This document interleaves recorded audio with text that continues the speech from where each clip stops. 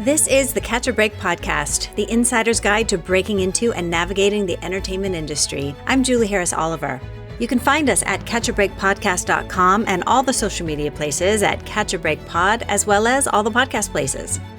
The presenting sponsor of Season 4 of Catch a Break is Santa Clarita Studios, a full-service independent studio featuring 35 sound stages, an amazing new backlot featuring a New York and LA downtown street with interiors and an alley, fully furnished production office space, and suite-style executive offices along with post-production space. Dedicated to providing an attentive and personally tailored experience for all of their clients, Santa Clarita Studios offers rentals and services to meet any need, any budget. Find them at santaclaritastudios.com.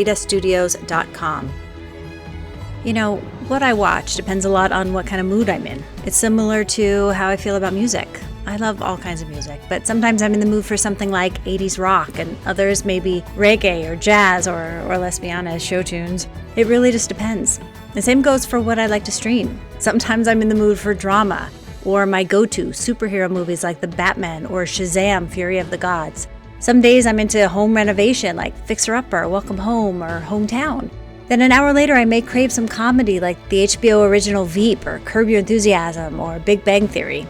And if I'm watching with my family, we love the classics like the Max original Sesame Street and the new Gremlins, Secrets of the Mogwai.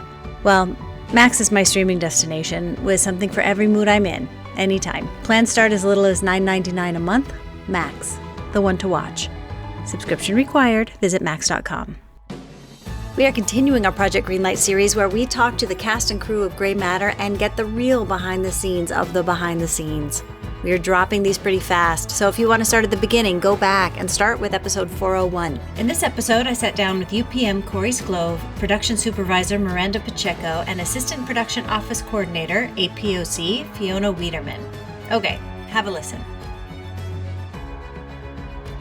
Welcome to Catch a Break. I am here today with Corey Sklov. He's a Los Angeles native with over 20 years industry experience, having worked on dozens of projects from There Will Be Blood to Us to the upcoming Martin Scorsese feature Killers of the Flower Moon. As a line producer and DJ at UPM, his most recent project is the feature film Grey Matter inside of Project Greenlight for HBO Max and Cashlight Studios. Corey lives in El Sereno with his wife and 2 pets. Hello, Corey. Hello. We also have Miranda Pacheco. She is a producer and production supervisor who studied film at Columbia University in New York. Since moving to Los Angeles, she has worked on various studio feature films such as West Side Story, Morbius, and Martin Scorsese's Killer of the Flower Moon. Gosh, do you guys know each other? Additionally, she has produced various short-form content, including commercial, short films, and music videos. She was selected as an Elite Latino Lens Producing Fellow in 2020 and a Women in Film Fellow in 2022. Through her work, Miranda is committed to telling unique and personal stories that uplift marginalized communities. Welcome, Miranda. Hello. We also have Fiona Widerman. She's a New York City transplant living in Los Angeles for the last few years. She's an assistant production office coordinator. She studied theater and was working as a stage manager before jumping into the world of television and film. Since moving to LA, she has worked on a variety of projects, including WandaVision, Morbius, where she first met Corey and Miranda, Atypical, and American Crime Story. And I think right now you're working on Grey's Anatomy. Yes, that is true. Hello, Fiona. Hello. Those are incredible credits for having just arrived in town. I know. I think a lot of it is just like being at the right place at the right time and being on the right timeline that everyone else is on. Yeah, that is working out. While we have you talking, what was your very first job and how did you get it? My very first job in the industry was working as a set PA. So I studied theater, and one of my theater professors had a director friend who was in town and doing a short film, and she needed some day players. And I'd been working in theater, I'd never done anything in television or film. And I thought, oh, okay, that's an interesting experience. So we went to a nursing home to film. It was a short film about this woman with Alzheimer's. And I went, and my job was to lock up this nursing home, which meant I stood at the end of a hallway. And every time the elderly folks who lived in the home would try to slam doors, I'd need to remind them that in fact we were rolling and we need to be quiet. So I got a lot of time yelled at by elderly people. All the dementia patients you were reminding. So they maybe forgot, or maybe they were just trying to be sassy. I feel like it was both. Oh my God. What was the short film? 8th Year of the Emergency. Oh my gosh. Where were you studying theater? I studied theater at Reed College in Portland, Oregon. Oh, Yeah. Interesting. Corey, what was your first job and how'd you get it? My first job was an office PA on a USA Network movie of the week called Hefner Unauthorized. It was the unauthorized biography of Hugh Hefner. Excellent. And The title didn't give it away. that was a while ago, and it was my very first job out of college. And I got that job from a producer that I had been interning with named Ben Myron. And I was about 2 weeks away from graduating college. I was going to school here in LA.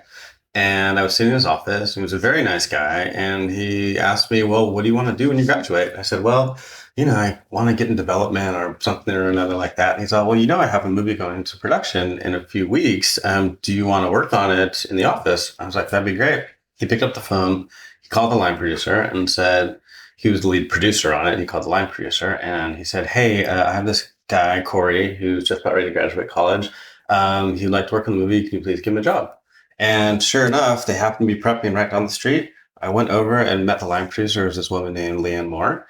And she gave me a job. And I started within 2 days of graduating. And that was my very first job out of college. And it was on that very job that led to people that I still work with this very day.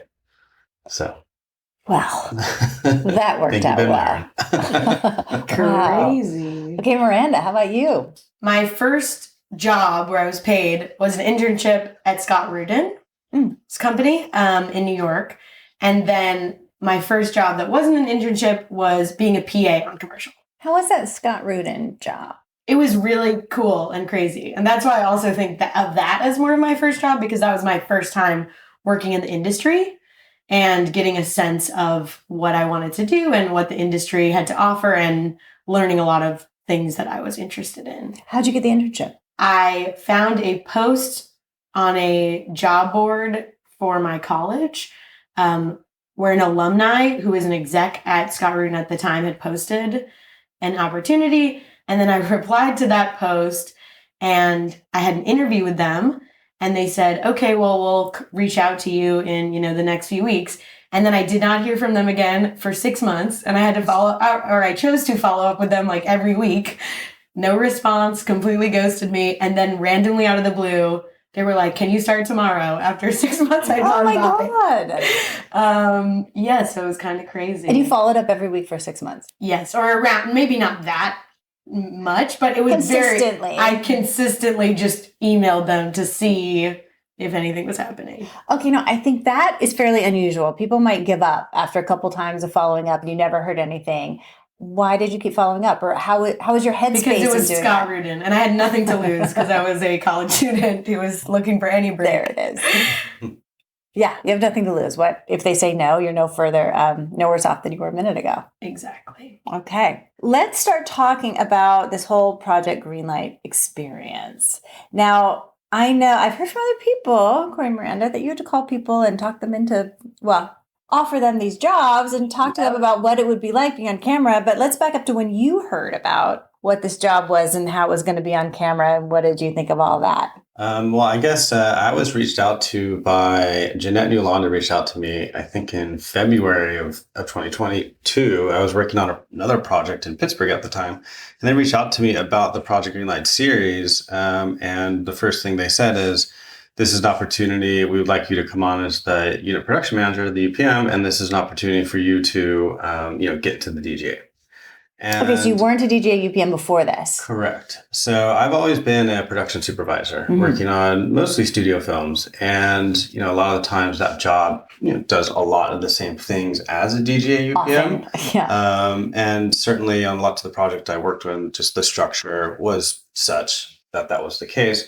But it's hard, when you are working on studio films like that to crack into the DGA and you end up sort of just working in that supervisor space on some very cool movies with great people, but you kind of hit your head against the ceiling when you're trying, if you want to get into that next sort of strata of the UPM world. So this was presented to me as an opportunity, and I felt like I was kind of at this point in my career where I wanted to take that next step.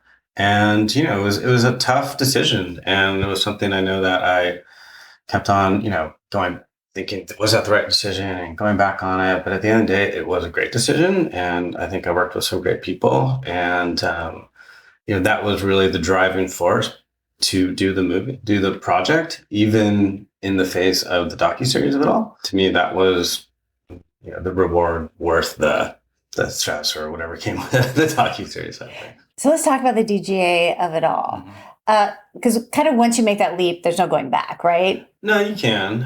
You can straddle between DJ UPM work and supervisor work. You can't work as a production manager on non-DGA films. So it's hard to have the title production, like unit production manager and supervisor are two different positions, right? So the unit production manager, the UPM, is a covered position within the DGA contract. Production supervisor is not, right? So in fact, I just did like a 3-4 week second unit in Pittsburgh that I got back from just a couple weeks ago, something just to kind of fill the time where I was a supervisor, So then are you eligible to work in LA as a DJ UPM, or are you going to have to work out of town now? Well, it's even more complicated than that. Okay. So I am eligible to work anywhere in the country, but I have to be grandfathered in and be an incumbent as the show signs its signatory paperwork with the DGA. So what that means is, for instance, I'm actually prepping a show right now, another tier 1 independent that's going to shoot in LA in October, and they were going to go DGA, and I got hired just enough time to have my name included on the signatory paperwork that goes into the DGA. So now I am able to work on it because I was listed as an incumbent as they sort of signed up, kind of getting grandfathered in. So if you get hired before they become signatory, you can actually do it. And correct. Once they become signatory, I can't work in LA because 1, I'm not in the first area QL here in the California QL, and 2, the other sort of major national QLs, what you call the third area QL, which is pretty much everywhere in the country aside from New York and LA for the most part. And to get into that world, you need 120 days working as a UPM on DGA shows, and 90 of those days need to be shoot days, right? So, on these types of films, these tier movies that tend to be anywhere from 18, like Gray Matter, to 20, 25 day shoot periods, it takes a handful of those to get into that third area. So I'm chipping away at that. Okay. Thank you for the DJ UPM primer. Sure. There you go. It's very complicated. Okay, Miranda, how about you? Why the taking on the Project Greenlight part of it? How was that? I think, to Corey's point, definitely an opportunity to take on a bigger role. This was also my first production supervisor experience. And before that, what were you doing? Coordinating. Okay. So a jump up in that way, and just taking on more responsibility, learning more, having a lot of, or actually before this project, similar to Corey too, my experience had been on much larger studio projects. So it was appealing to be on a smaller project where you do get to wear more hats and can take on more. It's not so sort of stratified in the way that bigger movies are. And then the other piece of it, I think that's significant and that was appealing about Project Greenlight is the idea of showcasing a project in a way of making a movie that is equitable and actually empowering, in a production sense, because working in production, as I'm sure Corey and Fiona can relate, there's a lot of situations and just sort of negative elements that you find in those environments that, for myself, it's very important to try and change and to try and make the workplace just better for everyone and more diverse. And so I felt like this project was sort of at the core of it, was trying to showcase a different version of a film set that is aspirational. And so I want to be a part of that process. I love that. And then you could be in a position to help shape that culture. Exactly. Because on the one hand, you would have a broader scope of what you were doing, a higher position, a smaller show. At the same time, with a much smaller budget, is it a lot harder? I think yes. I guess it's harder, but production is always hard. Because bigger show is just bigger problems. Yeah. Like, in a smaller project, in a way, the ease of it comes from the fact that you can't do certain things because there are limitations that are very real. And yeah, I would say, so in a way, I don't know. There's bumpers on everything you're doing because there's a budgetary restriction. It's clearer. Yeah. So it's just a different type of problem solving, I guess.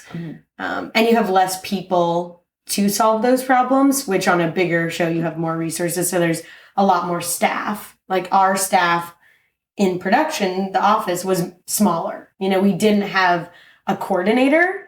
So it was kind of also in my position doing a lot of that work, and then also Fiona doing a lot of that work too. So, you have more responsibility, but I don't think it was necessarily that much harder. Fiona. Yes. Hello. How'd they get you to do this job?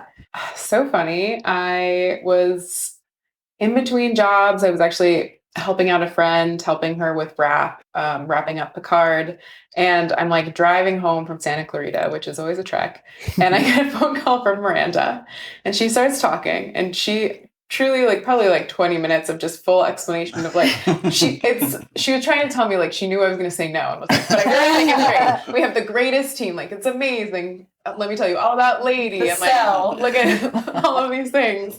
For me, it wasn't really a hard sell. I felt like this was my first assistant coordinating position. I definitely felt like I was ready for that. And I had kind of been dragging my feet, mostly because it's a lot more responsibility. So I wanted to make sure that I was in a headspace where I was ready to take that on. And supported. Felt like it was going to be a good group of people that I could trust to know that it was my first time and I could make those mistakes and I could learn and all of that. And she was selling it, and I was like, honestly, this kind of sounds amazing. What's the catch? I didn't know, there's a lot of things in respect that I didn't know. I don't think any of us knew going into it what it would really be like. But in theory, I kind of knew that they probably wouldn't film me too much, but it's that's fun. Oh, there's a reality crew.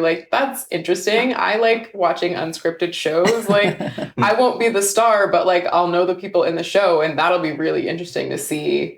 It's almost like you get a behind the scenes, obviously I'm not in post, I'm not cutting together their show, but I know what I saw.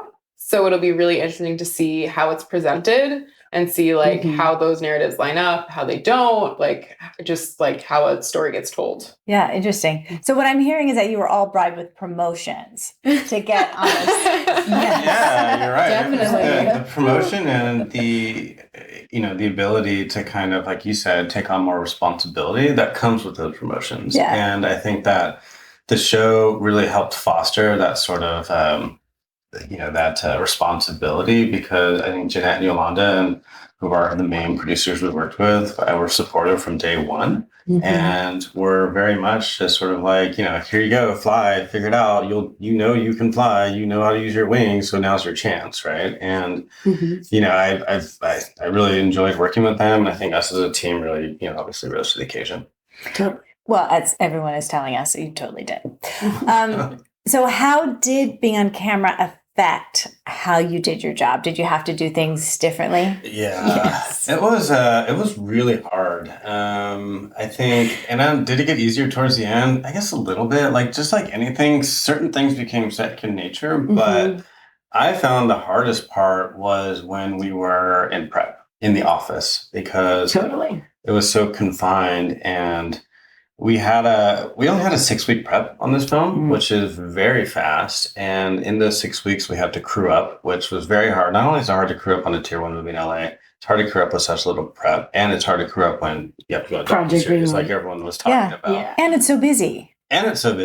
So, I just know from my experience, the hardest part was every day we'd walk in, and I would make it a point to get there early, because before the docu crew got in there, because as soon as they came in, which was usually around 8:30 or 9, you got mic'd up right away, right? And, a lot of our jobs, and, my job is a lot of talking on the phone and talking to people in meetings. And, sometimes the meetings get not really tense, but sometimes you just need to be able to talk freely and, ask people questions that maybe make them not uncomfortable, but, you're sort of trying to get to the point of something, I guess. And sometimes you need to be direct. And I felt like I was holding back a lot, not holding back from being a jerk or anything, but just holding back from really saying what I wanted to say to get to the point.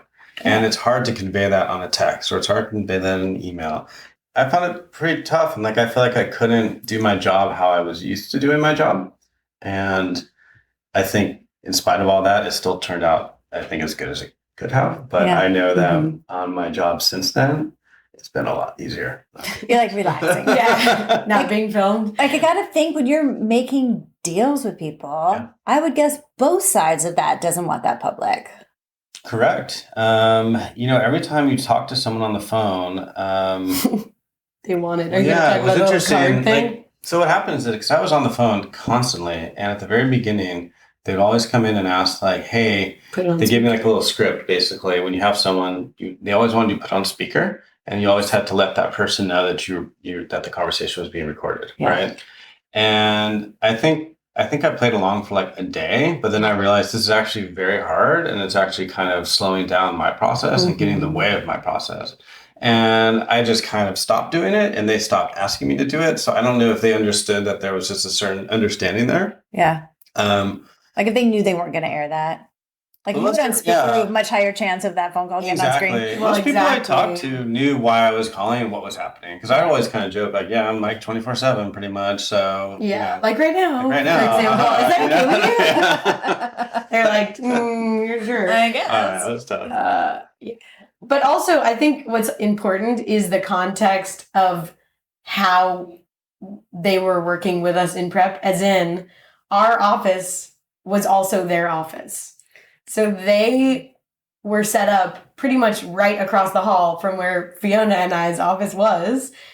And so all day we could kind of hear the interviews that they were recording. The control room was like across from where we were working. And it was just a bizarre proximity. And they kind of, it's like they're standing in the hallway filming you at your desk as you're working. And it's a direct eye line. So it's things like that were just. And you're on the monitor in the next room. Yes, exactly. Weird. Like literally within, earshot from where you're working. So it's kind of this weird. On any given day, there are 3 cameras and 3 booms always around, and like 3 or 4 producers, in this pretty small office. Very small office, So did you become less self-conscious over time? It's impossible to be because you're just so aware of their presence. Once we were on set, because our office, we had a production office that was at Occidental, and then we closed that office when we started shooting, and we opened up a new office that was on the grounds of RSI, the location where we shot the entire movie. So in that new office, they rarely came around. It was a lot more. I think that's when we could actually be more comfortable and work in a way that we're more used to working, because you didn't have that 24/7 presence. I kind of adapted to it a little bit. I think I got a little more comfortable. Certainly once we started shooting, they weren't in your face so much. Well, there was just more for them to cover. You had more space to kind of spread out, right? And you weren't kind of confined to this small office, this small lot. If you wanted to have a private conversation, you could, right? Even though you were still mic'd all day long, we were so far spread out. And I think a lot of the times, like, they could have been, half a mile away. And if you're in our offices, no one's really catching what we're saying, unless they had mics all over the place. They're in the van with their headphones. Unless they came back. There was one time when they came and it was like 3 a.m. and they were like, "Oh, can we film you guys working at 3 a.m.? Like, dude, what would you be doing right now? That's like, well, nothing at 3 a.m. Yeah. But I guess we were looking at some PC envelopes or something like that. But that's funny. Fascinating stuff. Yeah, I feel like prep was difficult because, we were right next to each other. But they were very uninterested in the actual work. I'm sure a lot of what, especially Fiona and I and Lady in the office were doing will not be in the show because it's just so boring. There's nothing. Actually, even in their control room, I would overhear them saying that it was too boring. But that show was just, playing. It was not interesting enough. Not enough drama. Had you seen prior series? No. We still haven't watched it. Yeah. I want to though. But I think there's a fear. There's a fear to watch it. Well, I wonder part if of me is didn't want to watch it because I'd already agreed to this and was moving on. And I didn't want to just be get psyched out. Yeah. Honestly, I think just as well. Was COVID also surging at the time? Did that add an extra layer of? No. We got lucky. I don't think we We just did a good job. We did a because good COVID job. was surging. It was. And we had an amazing COVID coordinator, Yeah. Osai, who was Amazing. incredible. Yeah. Incredible. And we didn't have, the whole time we were shooting, Never zero had a cases. positive. 0 cases. We Zero never shut cases. down. It was awesome. Well It was done. amazing. I mean, Hosai, the CCO, is honestly the best in the business. Best in the business. She's working on Winning Time season 2 right now. We were So- very, very lucky to have her. And yeah, weirdly, that it was completely Yeah, safe, we would I think, have, from a COVID perspective. It would have been really a big problem if a huge problem. if anyone on our lead cast would have got. Well, you didn't have time. We didn't have time. Well, there was no We had way hard to outs shut on down. people. It was, if we would have shut down, it would have killed the entire movie, pretty much. So Definitely that a was lot. amazing. All right, good job, good job. So, what happened in the making of the film that you think won't hit the show? What was a challenge or something that you had to figure out or overcome that may not make it into the show? I don't know if you know yet. That may not be a How fair would- question. Yeah, I guess I don't 'Cause I feel think like any of everything us would be in the are show. aware enough what Yeah. the direction of the edit is going to be. Because there's Like- just so much. I mean, Because did they see everything? yes, they saw everything. Like to they Fiona, heard what Fiona everything, too. said, even I think the thing that's most interesting maybe to us is when we watch the show, the things that we're going to see that we weren't even aware of in the actual moment Oh, because yeah. we didn't have the type of access that they had. We only have our direct experience. But they saw everything. So Yeah. they were privy to a lot more conversations and things that were going on than we even Oh, did. that'll be so Yeah. interesting if you had a conversation, but then you hear that the other conversation happened before was completely different. Yeah. Exactly. That's- Or just, that's- the dimensions to what was going on that we couldn't have been aware of. It's interesting to think that there'd be something that we either thought was good or not negative that they wouldn't want to put into the series, right? It's almost like the mundaneness maybe wouldn't come in some respects, Exactly. but- Yeah. Like a lot of just the office stuff. Like they shot, they were always coming to us, not always, but they came to us many times in the office and said, "Oh, we want to interview you guys. We want to film you guys doing your work." And we kind of were like, this is not going to be in the show. This is so boring. Us filing papers or, just the actual work of running a production office. I don't think that that's necessarily compelling enough to make it into the show. I would be surprised if some of that, B-roll stuff that they shot makes it. I think there definitely were a lot of challenges, but I feel like they're like quiet challenges. Mhm, Yeah. So exactly. it's like hard to show that in the film, like the compelling stress of way. like, oh no, we need an order, but our crew didn't tell us till 6 a.m. because that's when we wrapped. Exactly. And now I'm the early shift, but I'm not until noon. So then I need to call a vendor, but then we're in Pomona and the vendor's in Culver City. And how do we make sure we have And the they right close at camera 5. for tonight? Like, Yeah, exactly. There was a they lot of kept that on stuff. film. No. No. What? There has never, of everything that I've worked on, I don't think this show had the by far least drama. It was so undramatic in moments that it was, because the people were so nice. I mean, everyone on the crew, there was no one who was, I think, inherently super dramatic in the way that we've experienced on other movies. Yeah. It was a very, very, very kind, respectful crew. And I think we had a few bumpy moments, and I'm sure it'll be in the show. But at the end of the day, we all it went well, as well as it could have for that situation. I would be very surprised if they show any of the reality crew in the TV show. I don't think that they will. Because Yeah, especially that type of conversation, really, again, it's... I mean, that just gets so meta. Like, have a docu crew on the reality crew on the film. Well, they did. They even asked us, in interviews, they would say, similar to your question, oh, what are the challenges of having the reality crew? Like you, buddy. Yes, The well, challenge. exactly. That was a weird thing because they also became so close to us. A lot of their they're all crew. really nice people. We worked together for 2 months, 3 Mhm. months, side by side. People who were doing your job, but on the other side of the camera, Yeah. really. Because you had 2 Yes. productions. Our crew was like 80, 90 people. Theirs is Their crew was bigger. like 50, 60 people. So you had these 2 massive units moving alongside each other, using the same resources, but also completely independent of one another. Right. Right. And they're your kind of people. Yeah. well, And they that know was what we're going definitely through. interesting. We know what they're going through. They know what we're going through. And, everyone's professionals. And, we all had our counterparts in the other movie. There was a line producer on the other end who I constantly dealt with because we had to share a lot of costs. Right. And Mhm. that was always, and that actually ended up working out I thought it worked out pretty well. It was cool too, that visibility of a different type of production, because unscripted is so different in, even though, as Corey said, there were some counterparts, it's still a much different production infrastructure than narrative. Yeah. And I think all of our experience has been only in narrative. So we had never, it was a lot of interesting just production insight into, this is how unscripted shows work and are put together, and learning all of the different titles that they have on their side of things. And as Corey said, the people that we were working with from the unscripted side were like the best in the business. Like they work on all the biggest shows.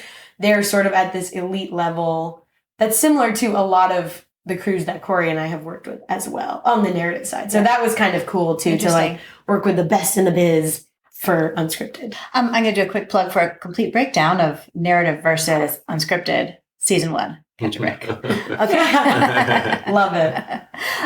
So let's just focus on the movie for a minute. Sure. What were some of the biggest challenges that you needed to make happen on the film? I know it was a short prep, it was a short shoot, it was night shoots, you were out of town. Like, what were some of the real challenges in getting that film made? Well, in my opinion, the budget was pretty tight, and I think the biggest challenge was the truncated prep in and of itself. Because even if you do ever have like a 6-week hard prep, you have months ahead of that where you're lining up crew, right? Yeah. And we were finding crew within that time, and I felt like a lot of departments probably got shorted on prep.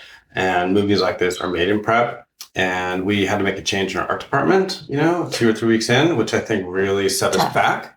And I think that'll definitely be that really show. hurt us. And I think that, there were uncertainties about the location and when we could shoot in certain places. And the script kept on going through changes. And, when I look back on it, I definitely think that certain things suffered by not having people be able to prep more together. I think Andrew could have used more prep with Miko and Danny. Their time together just felt really crammed in. And I think that Miko, did a really good job. I just think that, she was so busy with so many other things, right? All the script changes down to last second, casting that went down to last second, that it kind of took her away from really prepping the film, I think, the way it needed to be.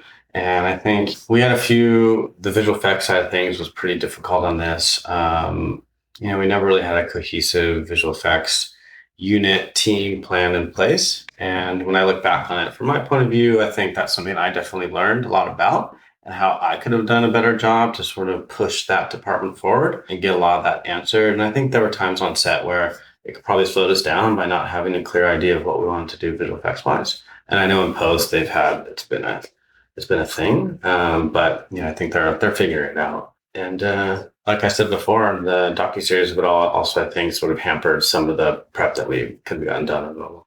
Yeah. I think from the office perspective, there wasn't many crazy issues. As Fiona said, the weirdness of the nights made it hard to pivot very quickly in getting new equipment in or changing out equipment. Also, we had a very small staff because it was literally just 3 of us. So were you working days while everyone was working overnight? No, we had basically split, like staggered calls. So there would be an early shift that would start at, 11 a.m. or noonish.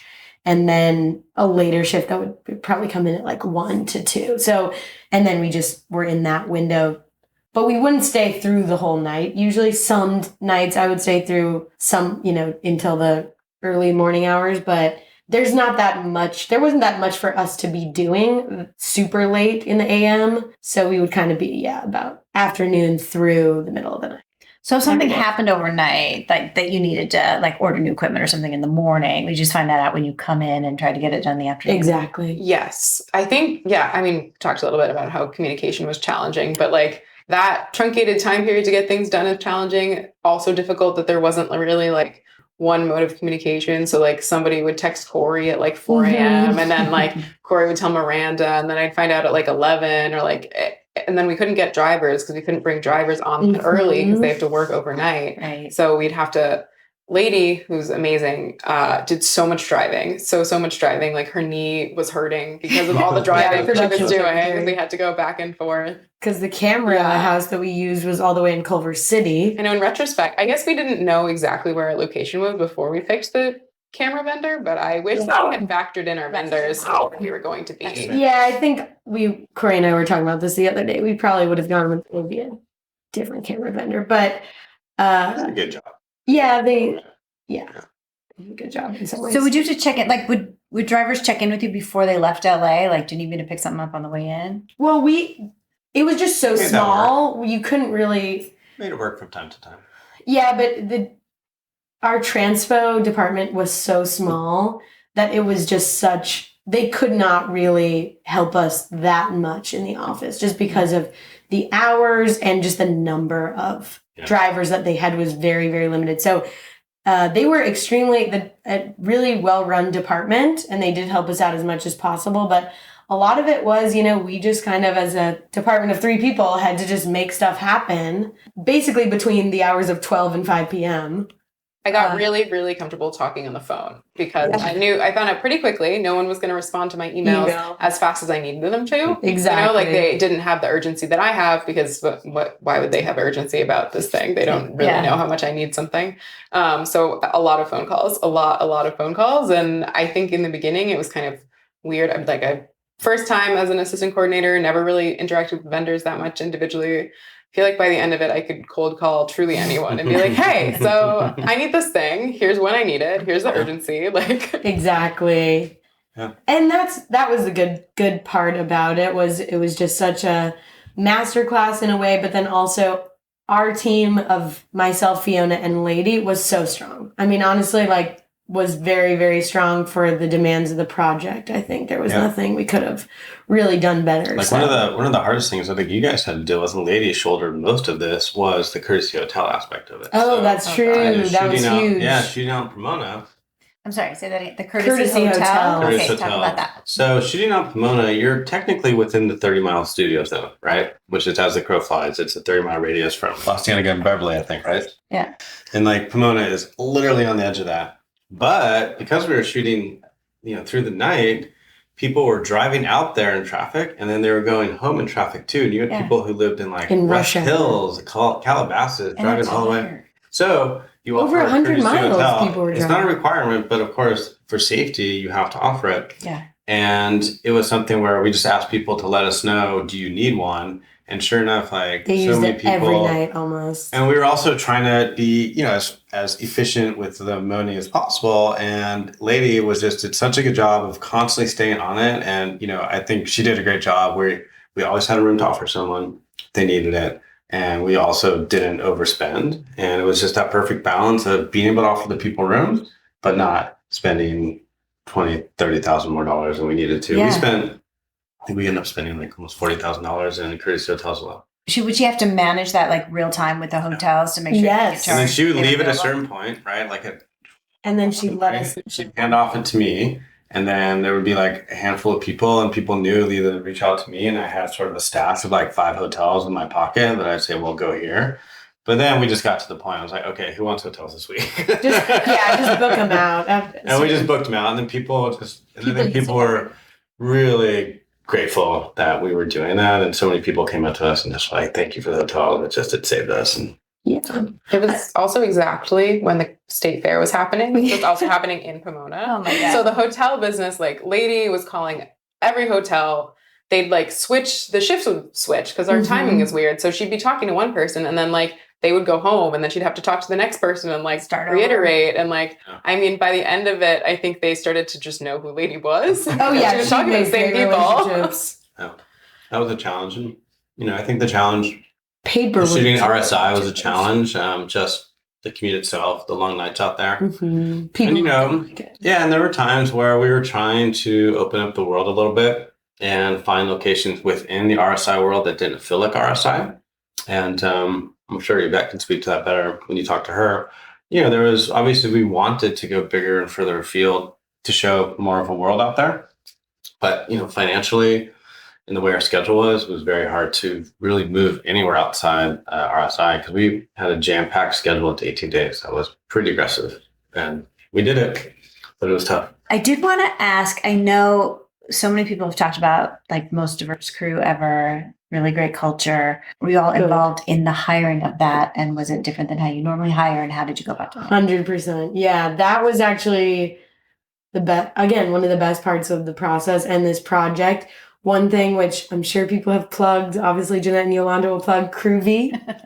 Get on it, people. It's great. Groovy, that was basically it is a crew hiring platform for producers and also crew members to create profiles for themselves for producers to see. There's also some more production office-y elements to it that productions can utilize, like a crew list feature and things like that. And they have their own sort of diversity metric where you update Groovy to include all your crew members, and then they put in how they identify in various categories.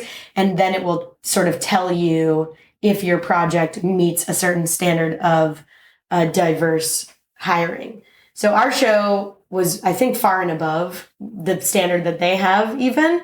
But then also it didn't even include a lot of executives and people connected to the project who just didn't complete their profile, who were people of color or women in power. So I think it was actually even more diverse than the Groovy analysis reflected. But we used Groovy to hire some of our crew because we found their individuals' profiles on Groovy, and then just reached out to them. As Corey said, we had a very, very tight window to hire people in.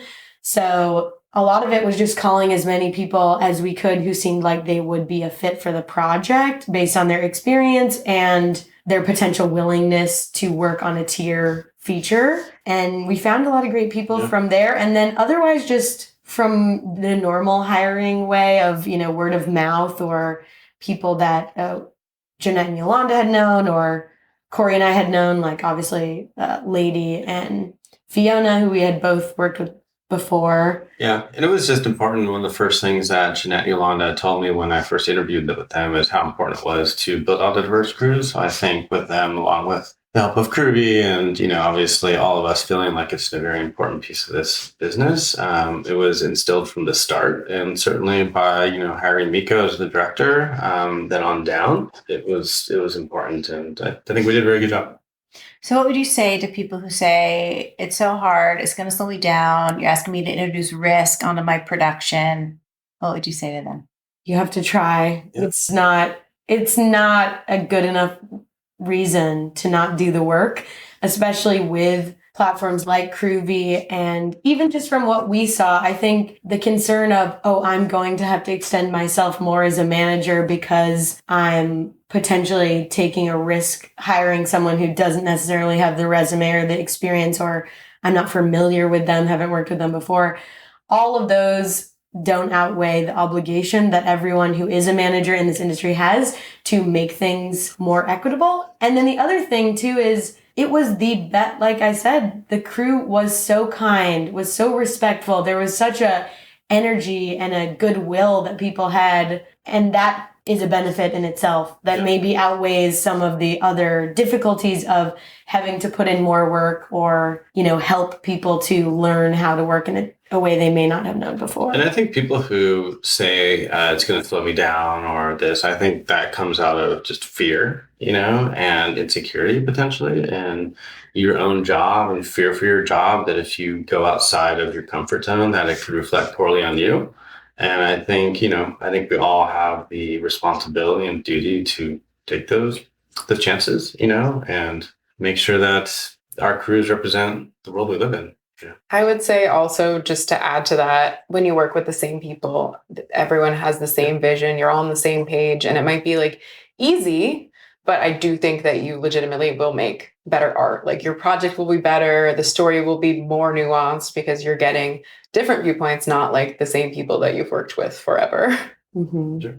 And there was a lot of people on this project, I think specifically, who said that they came away from it feeling more seen, feeling more a part of the project, because there was that comfort. Like we had on most features, studio features, you have sort of a diversity and inclusion seminar type of thing that the studio sponsors. And we had one of those for this project, which you have on, again, every project has something like this nowadays. But this one the crew was so engaged. It was crazy. We had probably over 100% attendance on our Zoom meeting. And people were so engaged and just so they participated so much in a way that I think was very unique of all the projects that I've been on, where people almost treat those seminars as kind of like, oh, this is a, mandatory thing I have to just get done. But this crew really cared about that, and I think put a lot of that to practice in a way that was just awesome. What was your favorite memory from this production? My favorite memory was not just one specific memory, but I think it was a lot of the time that me, Fiona, and Lady spent in the office, just, again, doing really good work, but also having a really fun time. And we got along so well. And I think we all were learning a lot, but there was such a it was a good environment and a great team. And we did good work, but we also, I think, grew and just enjoyed being around each other. So I loved that environment, and yeah, it was very ideal. Yeah, I think there's something, overnights, shooting consistent overnights is very difficult. I wouldn't say like, oh yeah, do this, it's fun. But I think that there's something kind of magical about the 2 a.m. window when all of the normal office logistics stuff can't happen. I can prep for the next day. I can schedule emails to go out, but I'm not calling anyone. I can't really do anything other than just be. So I felt like I got to spend more time on set and see what's happening. I got to interact with more crew. And it just, something about 2 to 3 a.m., you get this burst. It's the second wind. You get this burst of energy and everything is great. And I feel like my favorite memories were those times when it was the stress isn't there. Everything's happening how it's supposed to be happening. And we're all genuinely having a good time being here. Love it. Yeah. Well, I think my actual favorite memory was when we wrapped on our final day of shooting. And after having been up for 26 hours, after having been up for 26 hours, I actually stayed, one night I stayed in a courtesy hotel and laid my head down, and I had a good 2.5 hours sleep with the blackout curtains and no pets bothering me. Your favorite memory was in the courtesy hotel. But also, it was just it was so much work. That job was so hard. It was just it was that moment of just wow, we did it. We did it. And then I think we wrapped early too, didn't they? Wrapped a little early. A hair. And then, then also just we wrapped up really quickly. These guys did such a great job of wrapping up all the documents, and and then the next, we had a pretty final cost report within 2 weeks of picture wrap. And, from the production side, we came in a little under budget, and I was very pleased with that. And, I thought we did a great job, even in spite of just lots of last minute costs coming in from certain departments. We were able to cover it and, cleaned it up. And, for the first job, being in control of the cost report from day one till the end, I felt really good about the way it turned out. Good job. Good job. Okay. That brings us to our martini shot. Last shot of the day, or last question of the podcast. What advice would you give to someone who is trying to do what you do and trying to get into it? Well, I'll start, I guess. I always say, you have to be persistent. Miranda had a good example. Sometimes people won't answer your calls. They won't read your emails, and, stay focused and stay on task, and no job is unimportant. And don't think that if you have a job and you're one of, 50 additional PAs on one day, and you're locking up a corner that's 2 miles away from the set, that you're not doing something important, because every job on every movie set is important. And I think that stay with it. Always have a good attitude. Always do a good job, and people will hire you and ask you to come back.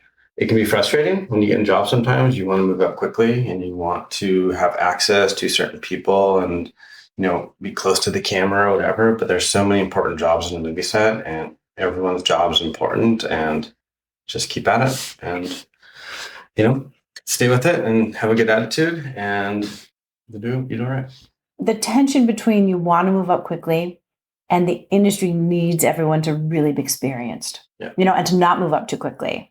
And I think that's a hard tension when, you're ambitious and you want to do the thing and you're capable and smart, and still people need to experience things because there's so much at stake. Yeah.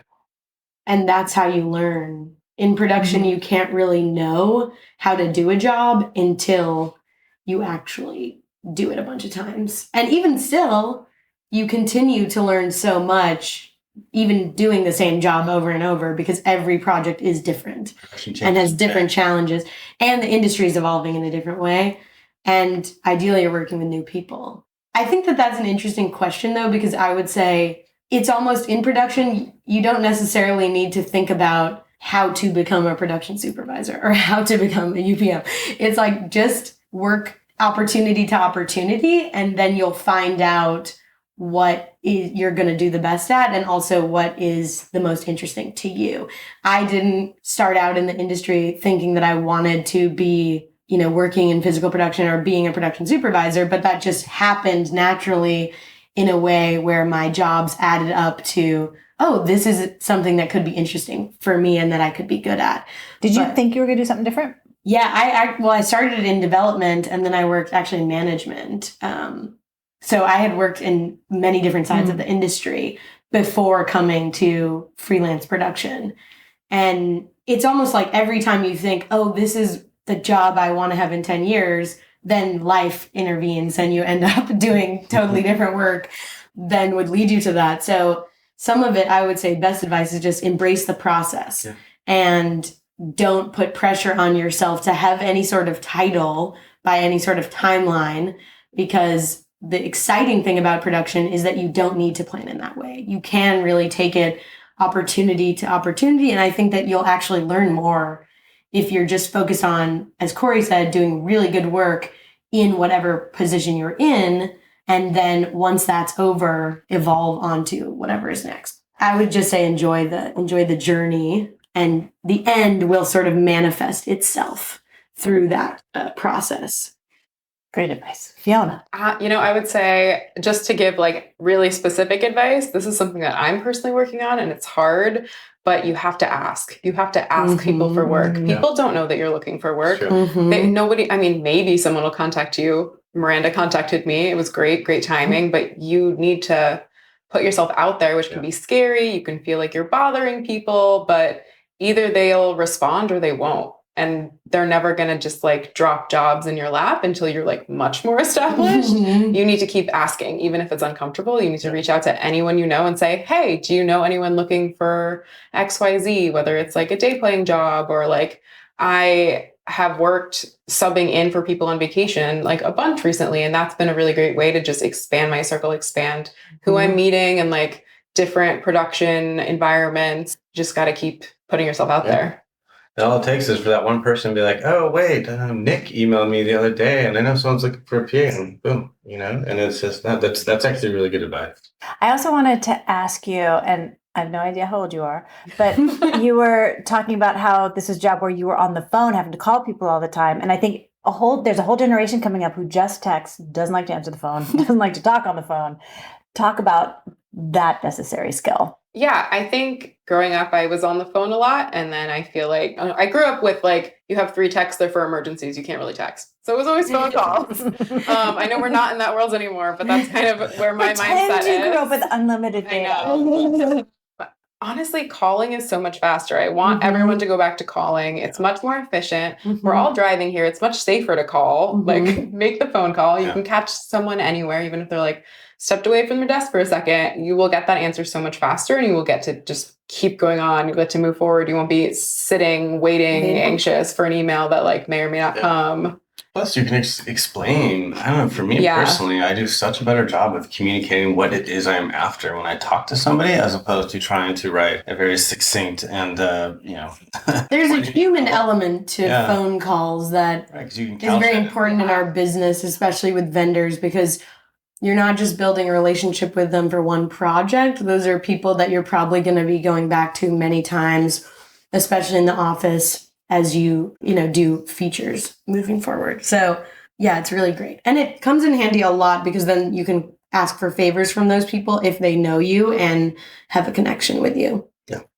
Okay, so our takeaway is use the phone. Yeah. Use the phone because you make a real connection. I can email someone for months, and then that first phone call, you're like, oh, you're the person I've been emailing. Like, hello, how's it going? And like, you can finally put that voice to the text, which is really important, because you can't, as much as you try, you can't convey everything in text. You can't always tell the tone of voice. You can't, there are a lot of things that you miss. You miss the nuance, and you connect more like honestly. And I feel like you get like a much stronger connection. You can hold on to it for longer if you really talk to each other. That's a wrap, you guys. Thank you so much, Fiona, Corey, Miranda. Thank Welcome. you. Thanks for having Yeah, us. it was Thanks fun. for having us. This has been Catch a Break Project Greenlight Edition. I'm Julie Harris Oliver. I'd like to thank our guests, Corey Sklov, Miranda Pacheco, and Fiona Widerman. And special thanks to Groovy.com, a dynamic platform that connects people to productions worldwide. Please check out our website at catchabreakpodcast.com and follow us on all the social media. Catch a Break is produced in partnership with Catchlight Studios and the Other 50%. Our theme music, Mantra for a Struggling Artist, was composed by Andrew Jocelyn. Thanks for listening, and be sure to go watch Project Greenlight and then come check us out for the behind the scenes of the behind the scenes. Next up, we talk with Rhonda O'Neill, the hairstylist, and Rahima Yoba, the wardrobe designer. Let me just say, it is a miracle they even took this job considering the phone call from the UPM seemed so suspicious, which now that you've heard Corey, I think it's even funnier. In the meantime, I hope this helps you to catch a break.